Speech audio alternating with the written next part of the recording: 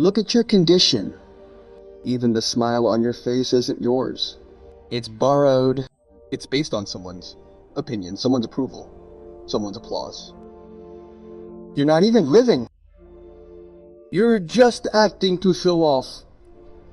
Your every step, every word, every decision revolves around this fear. What will people say?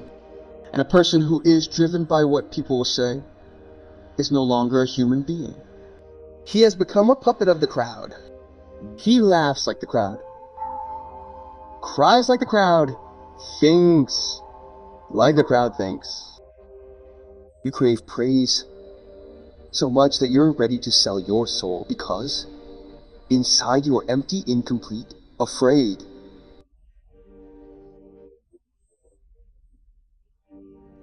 A person who is full from within never looks at the applause. He even smiles when the applause comes, saying, "Oh, you're happy. That's fine." But that is not the center of his life. The center of your life has become the eyes of others. You have forgotten to see with your own eyes. You had only just begun to hear yourself through the words of others. Now that has become your identity.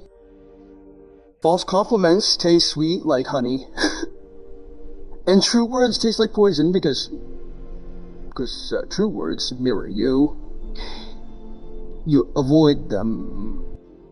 You're so afraid of yourself that you've built walls of acceptance around yourself. Each wall is partly made of praise. But make no mistake. No matter how shiny your walls, the emptiness within will continue to resonate. The hunger for praise isn't a disease, it's a symptom. The disease lies within, where you've never allowed the truth to settle in. You don't know how many times you've killed the truth within you just so someone can call you good. So since people call you good only when you do what they want. Please them. Fulfill their expectations. You keep fulfilling their expectations. They'll keep showering you with praise. And you'll keep thinking, I'm good. This isn't good. This is a world of beggars, where everyone is begging for the approval of others. A person becomes free only when they are free from both praise and criticism. But your entire structure is based on applause. Someone picked you up and said, very good. And you blossomed. Someone told you it couldn't be done, and you crumbled. Are you so weak that 2 words from someone shake your entire identity? This isn't weakness. This is a predicament. It doesn't come from birth. It's created. Society teaches it. Family molds it. School strengthens it. A child is innocent. They see the world through their own eyes. Gradually, they are taught, be good. Please everyone. Listen to everyone. Do everything right. Be high in everyone's eyes. And this education is the greatest poison. A person is taught so much that they hold the mirror of others' eyes to their face. They don't see themselves. Who needs this? Others are watching them. And when a person closes their eyes and borrows others' eyes, they become a slave. They bladder. See, the greatest suffering in this world doesn't come from hunger. Not from poverty, not from illness. The greatest suffering you experience is the day you lose yourself, and you have lost yourself in the praise of others. The day a person realizes they're not living, they're just acting. That day, the first door to awakening opens. But awakening is difficult, because the first touch of truth always stings. Your deepest pain is that there's no one inside you. You're empty. And emptiness breeds fear. To hide this fear, built walls of praise. Each wall is built with a false veneer of being a good person. Each layer comes from the eyes of others and behind. Each layer, your truth cries, suppressed. A person who remains asleep within himself wants to remain in the crowd. Because in a crowd, there's no responsibility. Everyone looks at each other. Everyone follows each other's advice. Everyone destroys themselves while trying to keep each other happy. This is so deep in the Indian psyche. The human birth here has become like preparing for a role. Some are playing the role of a son, some of a husband, some of a respected citizen, some of a spirit of service, some of a tradition. But no one is playing the role of being themselves. Who doesn't play their role? His life is always dancing to the tune of others. This dance is not a dance, it is a swamp. The more you dance, the more you sink. The poison of public opinion slowly eats away at your soul.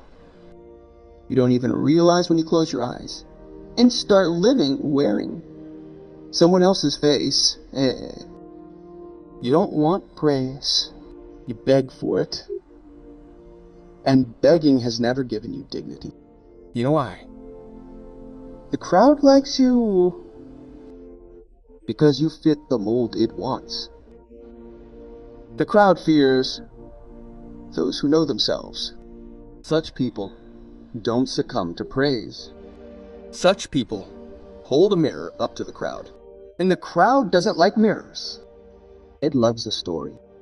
Praise gives you a story. Truth gives you a mirror. You chose a story. And that is your downfall. The person who chooses truth never worries about the approval of others because they know that others are lost. Who will guide them? Praise is a disease, and it only dies when you first acknowledge the emptiness within you. The person who sees their own emptiness, he doesn't depend on the applause of others. He lights his own inner lamp. No matter what the world says, his peace remains unshaken. The crowd can never liberate you. The crowd will mold you to their will. And you will continue to mold and break. But if you can truly delve within yourself, you will realize that you don't need anyone's opinion. The opinions of others matter until there is nothing within you. The day something awakens within, the voices of the world will be left outside. Step in. Only then will silence be heard. And that silence will show you for the first time who you are. A war is raging within you every moment. On one hand, you want to be who you are within, and on the other, you want to be who the world allows you to be. This war is so silent, yet so painful, that a person tosses and turns at night, and acts out during the day. The truth within and the expectations of the outside never follow the same path. The crowd's path is one, the individual's path is another. And your plight is that you want to walk both simultaneously. A voice within you says, live your life. And thousands of voices outside shout, be who we say. The inner voice is quiet because it's not used to your attention. And the outer voice is loud because it's used to your weakness. This is what the crowd teaches you. Please everyone. But have you ever considered that this mad attempt to please everyone pleases no one? Not even you. Your inner self calls out to you. Live the truth. Be the truth. But you tremble with fear, lest someone praise you, lest lest you find the sweetness of praise. This fear has created a second person within you. A false person, an acting person, a crowd pleaser. And this second person pulls at you every moment. want. The real person remains alone within, standing in a corner, silent, sad, unheard. This dual existence within you creates conflict every moment. And the longer the conflict continues, the more hollow you become. You put on one face outside and hide another inside. With the crowd, you are something else. If you were true to yourself, there would be no need to maintain two faces. You have to create a second face because the crowd doesn't like the first. The love of the crowd has become your greatest weakness. The desire for their approval slowly saps your inner courage. You know the crowd keeps changing, yet you still base your on that ever-changing crowd. Just think about how many times you change within a single day, just because of what the other person wants from you. Your voice changes. Your face changes. Your posture changes. Your smile changes. Your language changes. You change so much that in the end, you can no longer recognize yourself. The truth within you becomes so small that you begin to see that you have been fragmented into many pieces, and this is the biggest struggle. One piece is pleasing the crowd. Another piece is searching for its identity. The third piece sits in fear, fearing that it might become a slogan. When a person is fragmented into many dimensions, he becomes a collection of many masks within a single unit. This artificial diversity is the biggest cause of inner conflict. You are forced to repeatedly erase yourself and conform to the wishes of the crowd. And the result of this conformity is that the person you were within slowly dies. This struggle exhausts you. By nightfall, you collapse exhausted, but the fatigue isn't of the body. This fatigue is of acting. This fatigue is of lying. This fatigue is of living a double life. This fatigue is of escaping from yourself. The soul says to follow your own will, but fear says to follow others. And you choose fear. For those who choose fear, the struggle within never ends. The effort to impress the crowd never ends. Even if you please them, they will still want more. Their hunger has no end. And as long as you keep trying to satisfy the crowd, you yourself cannot be satisfied. This struggle hollows you from within. Your personality is mortgaged to the crowd, and you become what the crowd controls. Your laughter, your sadness, your anger, your silence, all are borrowed. A person who lives by the opinions of others doesn't know themselves until death. This inner struggle is your greatest tragedy.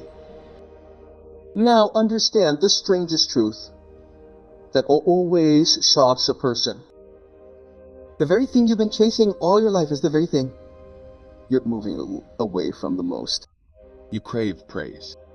But the more you seek praise, the more people perceive you as shallow, empty, and weak.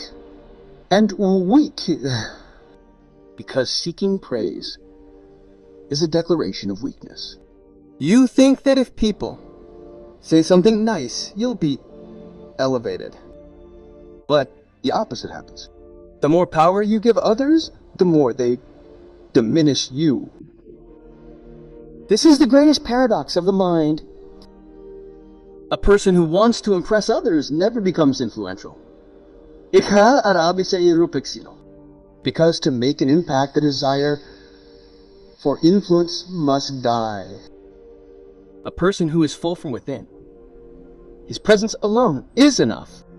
He doesn't have to do anything. And a person who is empty from within has to do something every moment. He has to show something. He has to cultivate his image. The world respects only those who don't desire respect. And the world ignores those who beg for respect. How strange it is. If you try, people won't value you. If you give up, people will be drawn to you. Even love follows this principle. The one you beg for love will push you further away. And the one you give complete freedom will automatically draw you towards you. Crowds work the same way. Crowds follow the one who doesn't care about the crowd. Crowds flock to the one who has the fragrance of freedom within him, who neither seeks anyone's approval nor is a slave to anyone's praise. But you are constantly caught up in the worry of what people will think. This worry destroys you from within. The self within you slowly disappears, and in its place, a false facade grows. How will the world perceive me? It's like a paradox. The more you try to appear good, the further you move away from true goodness. Because what is shown is never real. The real thing is not seen, it is felt. Has anyone ever heard a flower say, "I am beautiful"? Have you ever seen the moon boast about its radiance? No. Beauty needs to be promoted only when it's not there within. And you're promoting it, you're showing it off, decorating it, hiding it, putting on a facade, acting it out, hoping that people will appreciate you. But why would the world appreciate someone who doesn't appreciate themselves? The paradox is even deeper. Your whole effort is to appear good in people's eyes, but people always judge you, not by your efforts, but by your energy. No matter how gentle you appear on the outside, if there's fear hidden within, the world can sense that fear. No matter how religious you appear on the outside, if there's greed hidden within, the world can sense that greed. No matter how humble you appear on the outside, if there's emptiness within, that emptiness is reflected in your eyes, in your laughter, in your silence. The world doesn't read the words you say. The world reads the energy. It arises from within you. And you keep trying. The energy doesn't change. Only the image changes. And changing the image is nothing more than deception. The paradox is terrible. The person who tries to impress everyone never impresses himself off. He searches for the spark in others' eyes, but is afraid to look into his own. How can someone who avoids his own eyes influence the world? Real influence lies where a person becomes stable within, where he is no longer concerned with the world's opinions, where he knows that he is, and his being is enough.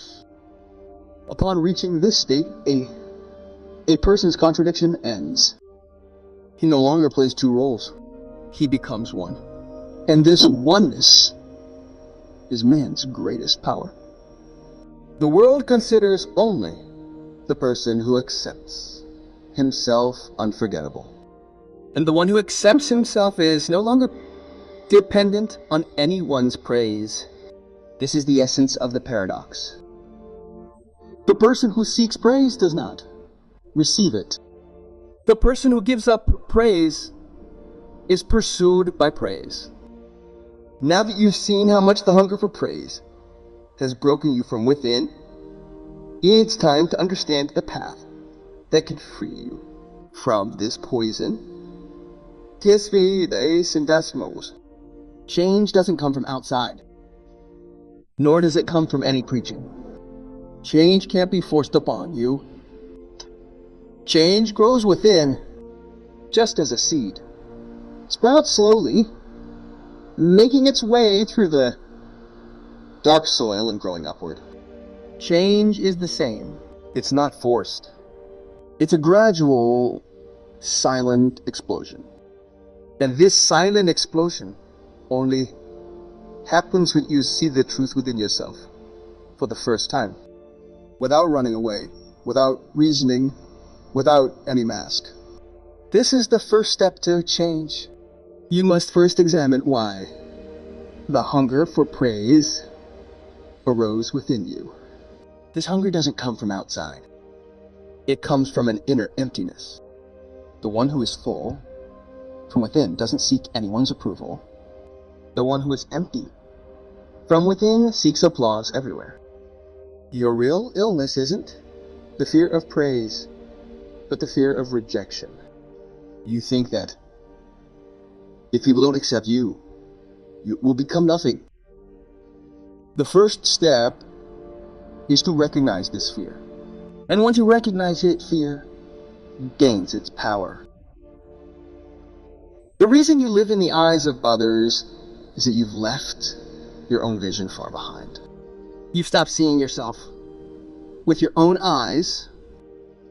You've believed whatever others told you to be true. Someone said you were good, so you believed it. Someone said you were unworthy, so you broke down to realize you've forgotten your own truth. This is the saddest and most beautiful turning point, because this is where the soul awakens. Seeing the truth directly hurts. Then comes peace, because the blow of truth shatters the lies within. And without shattering the lies, the light of truth doesn't shine. There are thousands of voices in your mind. Those of parents, teachers, social norms, relatives, friends, the crowd. All these voices have penetrated you. Even if you escape the external noise, the inner noise still haunts you. This is the deepest step to transformation, to gradually silence. The way to do this is not to fight them. You've fought many battles in life. If you keep fighting the inner noise, it will only grow louder. The way is to simply observe it as a witness.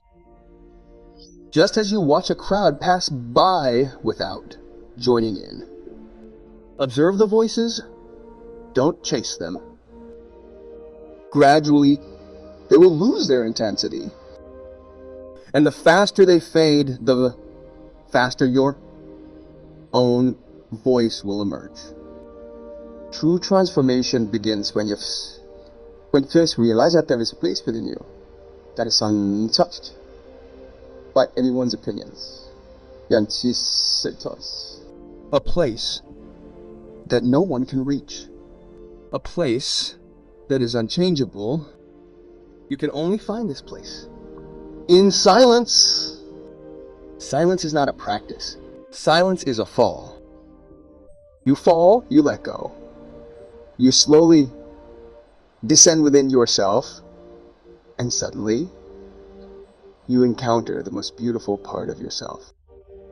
When you sit quietly for a few moments, not playing a role, not having to show off to anyone, the dust within begins to settle. And as the dust settles, your true eye begins to shine. In this silence, the hunger for praise begins to melt away. This is the final stage of transformation. Shift the center of your life from others to within yourself. When all your decisions are based on the world's gaze, you are a slave. But when your decisions come from the silence within you, you are free. Whether a decision is big or small, what people say, behind it is the world. If it is based on your own truth, it is nectar. Brome. Freedom is not a political position. Freedom is a state of mind. And the mind is free only when it is free from both external praise and internal fear. A person who accepts himself is not afraid of the world's displeasure. He knows, I am fine the way I am.